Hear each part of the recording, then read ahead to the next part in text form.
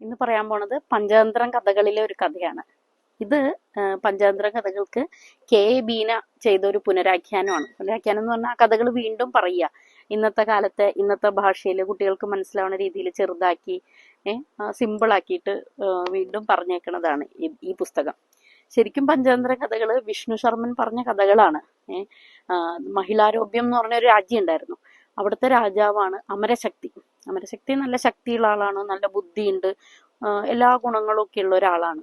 അപ്പൊ അയാൾക്ക് 3 മക്കളാണല്ലേ. പക്ഷെ മക്കളാണല്ലോ അടുത്ത രാജാവണ്ടേ, അന്നൊക്കെ അങ്ങനെയാണല്ലോ. പക്ഷെ ഈ മക്കൾക്ക് ഒരു രാജാവാനുള്ള ഗുണങ്ങളൊന്നുമില്ല. ധൈര്യമില്ല, കൃത്യമായിട്ട് കാര്യങ്ങൾ മനസ്സിലാക്കി തീരുമാനങ്ങൾ എടുക്കാനോ നടപ്പിലാക്കാനോ അതിനുള്ള കഴിവൊന്നുമില്ല. ഈ 3 മക്കൾക്ക് നല്ല ബുദ്ധി ഉപദേശിച്ചു കൊടുക്കാൻ വേണ്ടിയിട്ട് അവർക്ക് നല്ല കാര്യങ്ങൾ ഗൗരവത്തോടെ കണ്ട് നല്ല തീരുമാനങ്ങൾ എടുക്കാനും നടപ്പിലാക്കാനൊക്കെയും പറ്റണ, അങ്ങനെ നല്ല കഴിവുള്ള ഒരു രാജാക്കന്മാരാക്കാൻ വേണ്ടിയിട്ട് എന്താ ചെയ്യാൻ പറ്റുക എന്ന് ഈ അമരശക്തി സദസ്സിലുള്ള ഗുരുക്കന്മാരോടും മറ്റു മന്ത്രിമാരോടൊക്കെ ഇങ്ങനെ ആലോചിക്കും. അപ്പോൾ എന്താ പറയാ, ഒരു മന്ത്രി പറയും വിഷ്ണു ശർമ്മനെ വിളിക്കാം, വിഷ്ണു ശർമ്മനെ ഏൽപ്പിക്കാം എന്ന് പറയാണ്.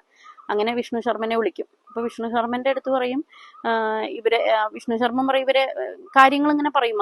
രാജാവ് ഇതാണ് വേണ്ടത്, എന്റെ മക്കൾ എങ്ങനെ ആക്കണം എന്നൊക്കെ പറയും. അപ്പൊ പറ്റിയില്ലെങ്കിലോ എന്ന് ചോദിക്കും.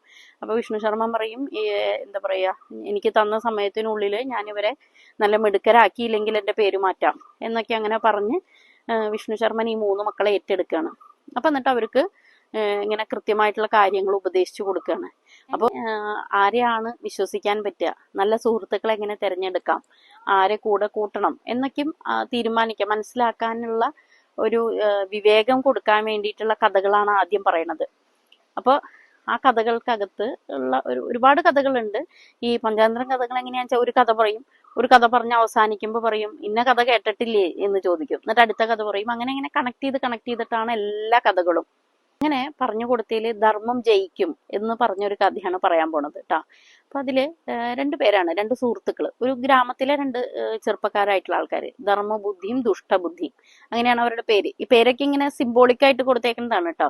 അപ്പൊ ഈ ധർമ്മബുദ്ധിയും ദുഷ്ടബുദ്ധിയും. അപ്പൊ ദുഷ്ടബുദ്ധി ഒരു ദിവസം ഈ ധർമ്മബുദ്ധിയുടെ അടുത്ത് പറയും, നമ്മൾ ഈ നാട്ടിൽ നിന്നിട്ടൊന്നും കാര്യമില്ല, നമുക്ക് രക്ഷപ്പെടാൻ പറ്റില്ല, ഇവിടെ വെറുതെ കിടന്ന് അലഞ്ഞു തിരിയാന്നേ ഉള്ളൂ, നമുക്ക് വേറെ പട്ടണത്തിൽ പോയിട്ട് നല്ല ജീവിതം ഉണ്ടാക്കാം എന്നൊക്കെ പറയും. അപ്പൊ ദുഷ്ടബുദ്ധി പറഞ്ഞു കേൾക്കുമ്പോൾ ധർമ്മബുദ്ധി വിചാരിക്കുക ശരിയാണല്ലോ എന്ന് പറഞ്ഞ് അങ്ങനെ ഇവര് നാട് വിട്ടു പോവാ.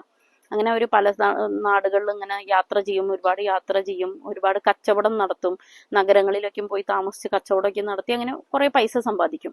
പൈസയ്ക്ക് സമ്പാദിച്ചു കഴിയുമ്പോൾ ദുഷ്ടബുദ്ധി പറയും നമുക്ക് നാട്ടിലേക്ക് തിരിച്ചു പോവാം, നമുക്ക് നല്ലോണം ജീവിക്കാനുള്ള പൈസ ആയല്ലോ എന്നിട്ട്. അപ്പൊ ദുഷ്ടബുദ്ധി അത് പറയുമ്പോഴേക്കും ധർമ്മബുദ്ധി ശരി സമ്മതിക്കും.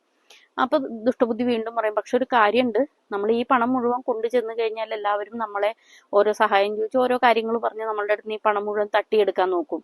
അപ്പൊ അതുകൊണ്ട് നമ്മൾ ഇത്രയും പണം സമ്പാദിച്ച കാര്യം നാട്ടിൽ ഇപ്പൊ ആരും അറിയണ്ട എന്ന് പറഞ്ഞ് ഇവര് 2 ആളും കൂടി തീരുമാനിച്ച ഒരു സ്ഥലത്ത് ഈ പണം മുഴുവൻ കുഴിച്ചിട്ടിട്ടാണ് ഇവര് നാട്ടിലേക്ക് തിരിച്ചു ചെല്ലുക. അവിടെ ചെന്ന് ഇവരിങ്ങനെ കുറെ കാലമൊക്കെയും കഴിക്കും. കയ്യിൽ അവർ കുറച്ച് പൈസ കയ്യിൽ കരുതിയിട്ടുണ്ടാവും, ആ കയ്യിൽ കരുതിയ പൈസയ്ക്കും തീരാൻ തുടങ്ങും. അപ്പോൾ ധർമ്മബുദ്ധി പറയും നമുക്ക് ആ പൈസ ചെന്ന് എടുക്കാം എന്ന് പറയും. അപ്പൊ അങ്ങനെ ഇവര് പൈസ പോയി തിരിച്ചെടുക്കാം, അത് പങ്കിട്ടെടുക്കാം എന്ന് തീരുമാനിക്കുകയാണ്. അങ്ങനെ ഇവര് ചെല്ലും.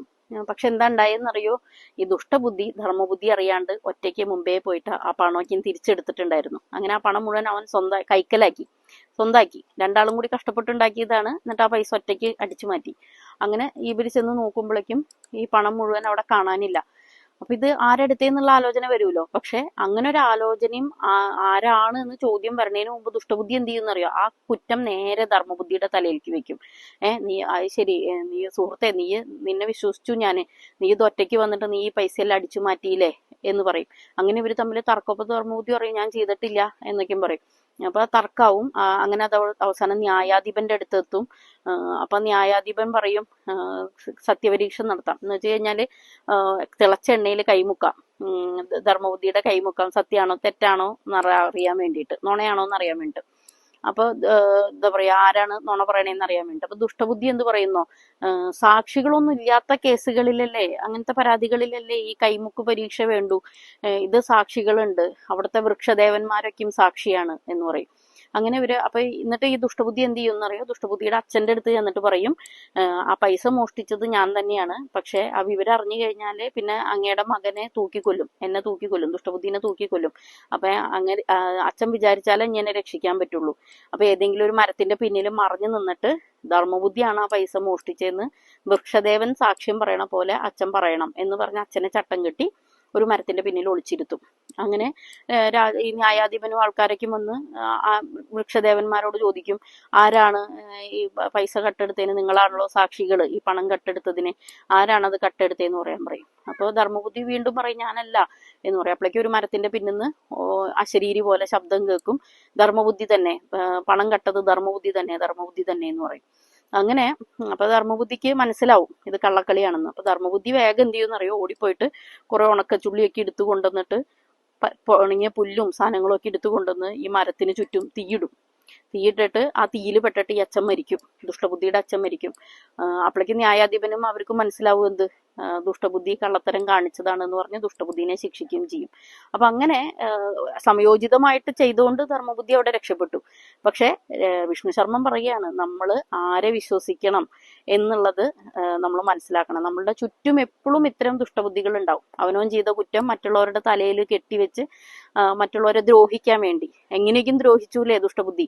നാട്ടിൽ നിന്ന് എന്താ പറയാ, നാട്ടിൽ നിന്ന് ഇവര് നാട് വിട്ടുപോയി കുറെ കഷ്ടപ്പെട്ടു, പൈസ ഉണ്ടാക്കി, ആ പൈസ മുഴുവൻ ധർമ്മബുദ്ധിയും കൂടി ഉണ്ടാക്കിയ പൈസ മുഴുവൻ ദുഷ്ടബുദ്ധി കട്ടെടുത്തു. എന്നിട്ട് ആ കുറ്റം ധർമ്മബുദ്ധിയുടെ മേത്ത് കെട്ടിവെച്ചിട്ട് ധർമ്മബുദ്ധിനെ വധശിക്ഷയ്ക്ക് വിധേയനാക്കാൻ പോലും നോക്കി. അപ്പൊ അങ്ങനെ എപ്പോഴും നമ്മുടെ ചുറ്റിലും നമ്മളെ ദ്രോഹിക്കുന്ന ആൾക്കാരും ഉണ്ടാവും, നമ്മളെ പറ്റിക്കുന്ന ആൾക്കാരും ഉണ്ടാവും, നമ്മളുടെ മേലെ നമ്മളറിയാത്ത കുറ്റങ്ങൾ നമ്മളുടെ മേല് കെട്ടിവെക്കുന്ന ആൾക്കാരുണ്ടാവും. അങ്ങനെ ദുഷ്ടബുദ്ധികൾ എല്ലാ കാലത്തും എപ്പോഴും ഉണ്ടാവും. അതുകൊണ്ടാണ് ഈ പേരിൽ ഒരാളുടെ പേര് പറയാണ്ട് ദുഷ്ടബുദ്ധി ധർമ്മബുദ്ധി എന്ന് പറഞ്ഞേക്കണേ. നല്ല ബുദ്ധിയുള്ളവരും അങ്ങനെയുള്ളൂ, ശരിക്കും പറഞ്ഞാല് അങ്ങനെയുള്ള ആൾക്കാരേ ഉള്ളൂ, നല്ല ആൾക്കാരും ചീത്ത ആൾക്കാരും. അപ്പൊ എപ്പോഴും നമ്മുടെ ചുറ്റും അങ്ങനെയുള്ള ദുഷ്ടബുദ്ധികൾ ഉണ്ടായിരിക്കും. നമുക്ക് പക്ഷെ നമ്മൾ മനസാന്നിധ്യം കൈവിടാൻ നമ്മൾ ആരെ വിശ്വസിക്കണം, നമ്മൾ ആരോട് കൂട്ടുകൂടണം, നമ്മളുടെ സുഹൃത്തുക്കൾ, നമ്മളുടെ ചുറ്റുമുള്ളവർ എങ്ങനെയാണ് എന്നൊക്കെ നമുക്ക് വിവേചിച്ചറിയാൻ പറ്റണം. നമ്മളെ അപകടത്തിൽ ചാടിക്കണവരാണോ, അനാവശ്യമായിട്ട് നമ്മളെ പഴി കേൾപ്പിക്കാൻ ശ്രമിക്കണവരാണോ, അതോ ആത്മാർത്ഥമായിട്ട് നമ്മുടെ കൂടെ നിൽക്കണവരാണോ എന്ന് നമുക്ക് വിവേചിച്ചറിയണം. അല്ലെങ്കിൽ നമ്മൾ ഇത്തരത്തില് ധർമ്മബുദ്ധിനെ പോലെ പല അപകടങ്ങളിലും ചെന്ന് ചാടും. അപ്പൊ നമുക്ക് ചുറ്റുമുള്ള ബന്ധങ്ങളെ, നമുക്ക് ചുറ്റുമുള്ള വ്യക്തികളെ, അവരായിട്ടുള്ള സൗഹൃദങ്ങളെയൊക്കെയും നല്ല രീതിയിൽ ഉപയോഗിക്കാനും എന്താ പറയാ, അതിലെ ശരി തെറ്റുകൾ മനസ്സിലാക്കാനും ഈ രാജകുമാരന്മാരെ, 3 രാജകുമാരന്മാരെ വിഷ്ണു ശർമ്മ പഠിപ്പിച്ച കഥകളിൽ ഒരു കഥയാണിത്. ഇത്തരം ഒരുപാട് കഥകളുണ്ട് പഞ്ചതന്ത്ര കഥകളിൽ. ഇത്തരം നമുക്ക് നല്ല ബുദ്ധി തോന്നണ, നമുക്ക് സദുദ്ദേശപരമായിട്ടുള്ള കാര്യങ്ങൾ ഉപദേശിച്ച് തരുന്ന ഒരുപാട് കഥകൾ ചേർന്നതാണ് ഈ പഞ്ചതന്ത്ര കഥകൾ. ഇത് വായിക്കണം. പഞ്ചതന്ത്ര കഥകളിലെ ചില കഥകൾ ഞാൻ ഇനിയും പറയാം. അപ്പൊ എല്ലാവരും ഈ പുസ്തകം വായിക്കണം കേട്ടോ.